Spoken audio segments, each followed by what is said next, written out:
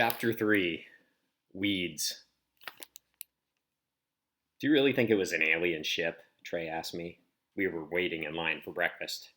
I nodded. It glowed. Trey shook his head in amazement.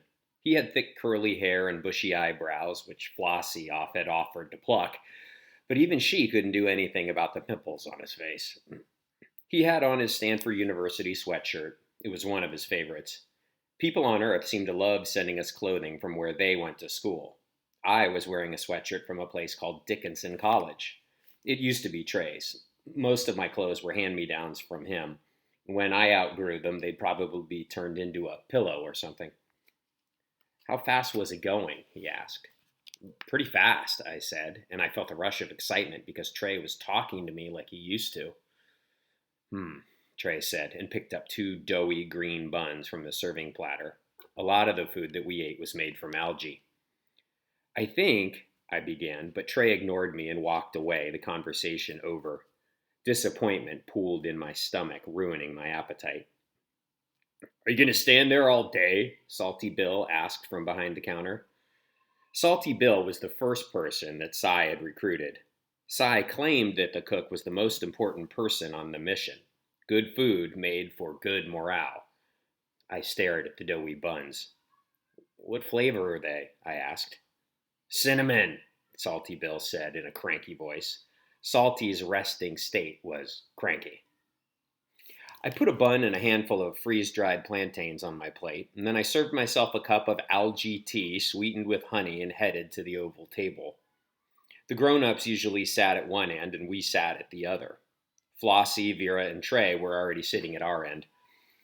Memes like to say the mess hall was the heart of the settlement because a lot happened here.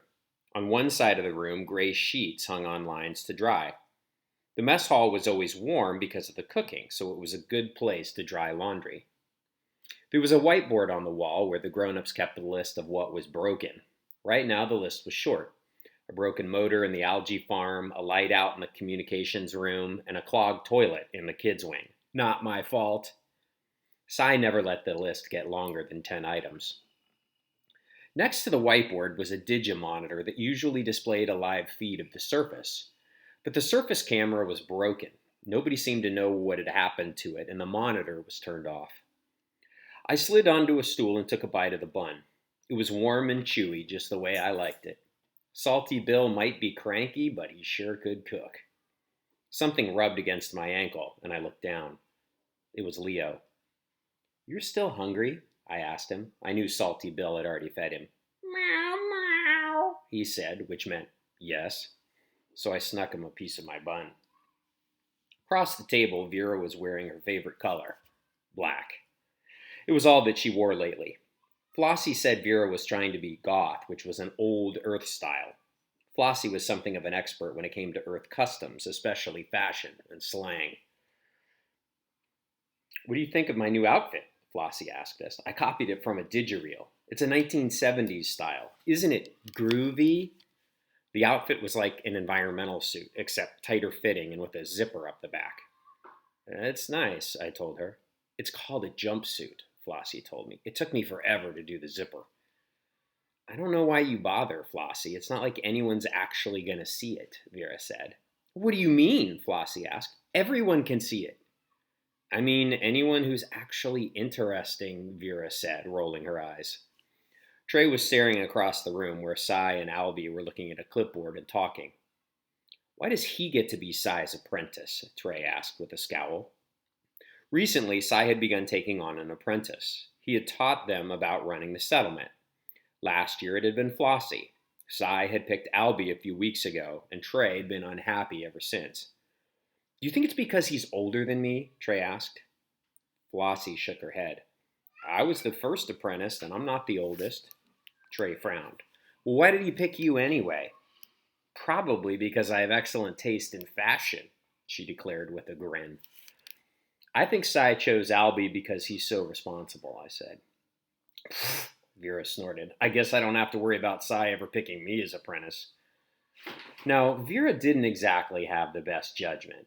After all, she was the one who had thought it would be fun to prank Salty Bill by switching the labels on all his spices. He still hasn't forgiven her. So unfair, Trey muttered. I didn't understand why he cared. The grown-ups only talked about schedules and what needed to be fixed. We kids had way more fun. Three-word story, I said. Flossie gave a little clap. It was our favorite game. You made up a story, and each person used 3 words. Trey always managed to get fart into the story. It was a real skill. I'll go first, I said. Once upon a time, an alien, Flossie continued, crashed on Mars, Vera said with a bored expression. It was Trey's turn, but he wasn't paying attention. Trey, I said. But he didn't say anything. Maybe he hadn't heard me? Trey, I said again, tapping his shoulder. He turned to me, his lips thin. It's your turn, I told him. This is a dumb game, Trey said. I just stared at him. That's 5 words. Across the room, Cy stood up, holding his digislate. He was wearing his command-issued blue uniform as usual. He was the only one who ever wore his uniform. He said that some habits were hard to break. Chore assignments, he called to us. Gather round. We crowded around him as he rattled off the chores. Flossie, kitchen. Vera, laundry. Trey, dust duty. Belle, algae farm. And Albie, you're shadowing me. Laundry? Oh, how thrilling, Vera said, rolling her eyes. I had nothing to complain about. I loved the algae farm. But I could tell from the way Trey was standing, with his shoulders hunched, his fingers curled, that he was not happy with his assignment.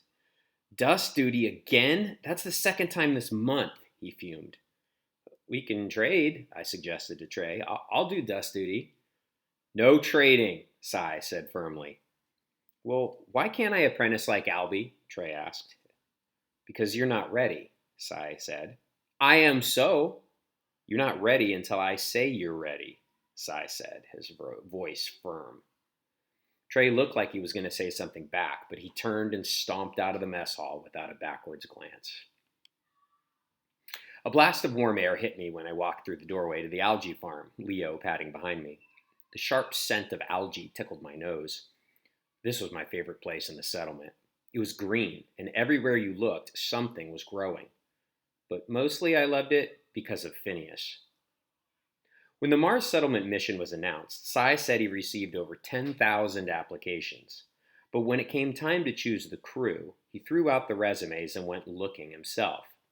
He said he needed people who were problem solvers, people who were used to messy work in difficult conditions, like plumbers and electricians and farmers. Cy said that was who kept a settlement running, and Phineas was one of those people. He'd been a farmer in New California. I made my way through the maze of the farm to Phineas's office. All around the room were massive containers of live algae. The algae was grown in batches depending on what it would be used for: food, fuel, medicine, oil, paper, even soap. The algae also created the oxygen that we breathed. Phineas was sitting at his messy desk, fast asleep. He slept a lot these days, usually after meals. Hi, Phineas, I said. He blinked, his watery blue eyes open, looking confused. Belle, he said, putting his glasses on. Oh, I must have dozed off. He looked at the notebook in front of him and closed it. Leo leapt onto the desk and started nibbling on a leafy plant. It was catnip. Phineas grew it just for Leo. There's that old lion, Phineas said, observing Leo. He's getting fat. You need to stop feeding him scraps. He's always hungry, I said. And what's a lion? It's a very large cat, he explained. Well, how large? He rubbed his chin. Oh, I don't know exactly. About 3 meters long, I suppose. That's huge. That's bigger than Albie. So why do you call Leo that? I asked. He's not very big. It's his attitude. He acts like a lion. He's fearless, he said, shuffling papers on his desk. On the corner of the desk was a jar of cookies. Phineas claimed he got hungry when he was working, but I suspected that he kept them for us kids. Can I have a cookie? Did you just have breakfast? He asked. Well, I'm still hungry, I told him, which was the truth. You're just like your cat, he said. You mean fearless? No, always hungry, he said.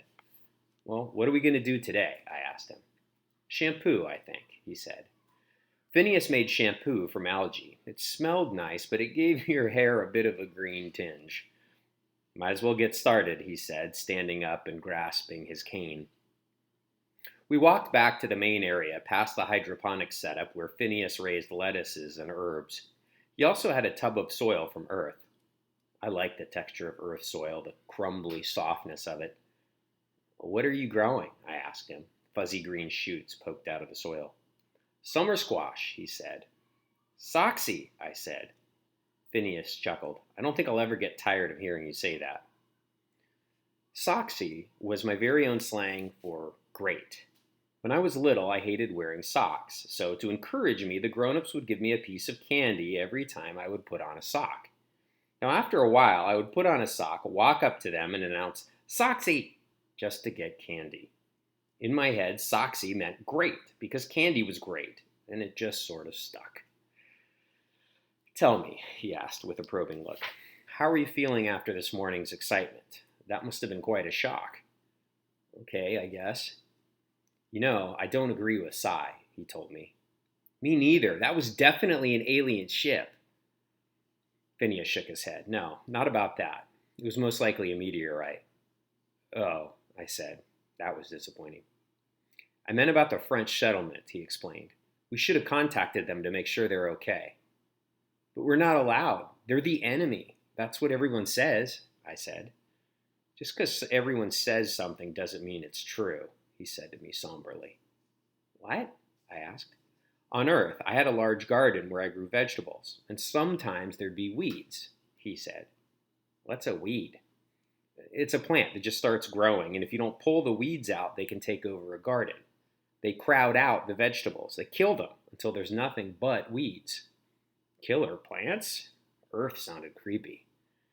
"No, the point is, you have to take care of your garden. Make sure there are no weeds. Do you understand?" I shook my head. I didn't understand. "Are there killer weeds on Mars?" I asked. "Oh, Belle," he said, shaking his head. "What am I going to do with you?" "Let me have a cookie?"